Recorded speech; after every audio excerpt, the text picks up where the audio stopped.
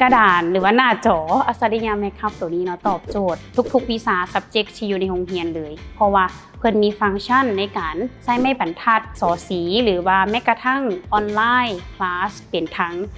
จออัศริยะเนาะที่ว่าสามารถใช้ฟังก์ชัน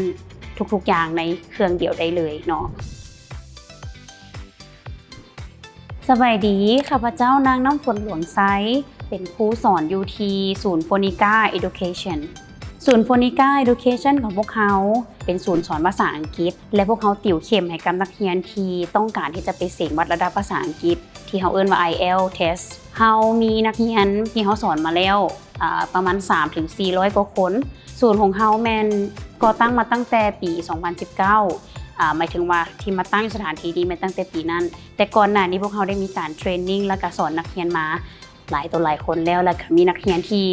ประสบความสำเร็จในการเรียนออกไปเรียนต่อกลับมาแล้วหลายคนด้วยกันหลังจากที่ได้ใช้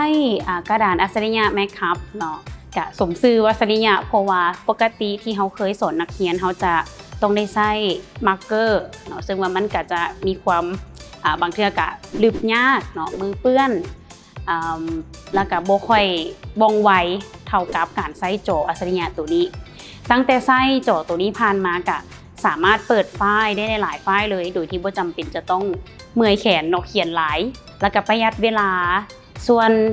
แสงหรือว่าการสัมผัสต่างๆแม่นสมูทเนาะก็จะบ่ได้ติดขัดเนาะแล้วก็บ่แสบตาเนาะนักเรียนก็เบิ่งสะดวกจอก็ใหญ่เนาะห้องใหญ่ส่ำใดก็เอาอยู่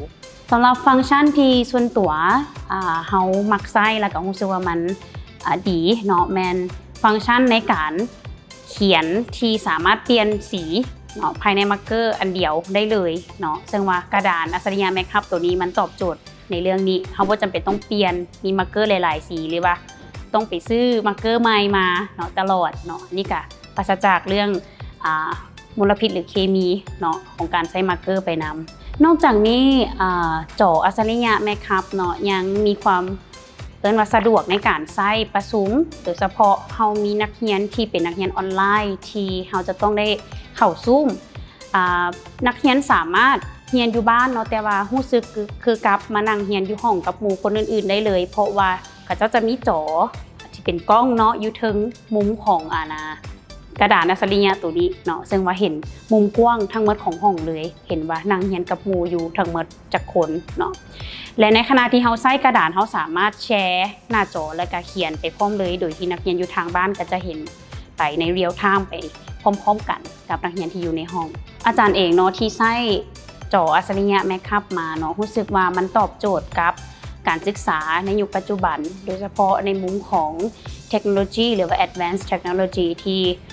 มันพัฒนาไปไกลแล้วเนาะและเฮาจะกลับมาใช้กระดานแบบเก่าเสี่ยงตัวเคมีแบบนี้โบได้แล้วเนาะแล้วเฮาก็อยากที่จะมีความคล่องแคล่วในการสอนแล้วก็ประหยัดเวลาให้ได้หลายที่สุดในการสอนสั้นจอตัวนี้มันตอบโจทย์ที่สุดเลยเนาะกับแม้กระทั่งเรื่องของมาร์กเกอร์หรือว่าอุปกรณ์ต่างๆบ่จำเป็นต้องมีหรือว่าเฮาบ่จำเป็นต้องหอบเครื่องหนักๆมาสอนในแต่ละคลาสเนาะเฮาสามารถเฮ็ดทุกอย่างได้ภายในจอนี้เครื่องเดียวเลยกระดาษอัศริยะแบบสัมผัสแมคคัพจะมาเปลี่ยนการเรียนการสอนแบบเก่าจะเฮ็ดให้นักเรียนรักการเรียนหลายขึ้น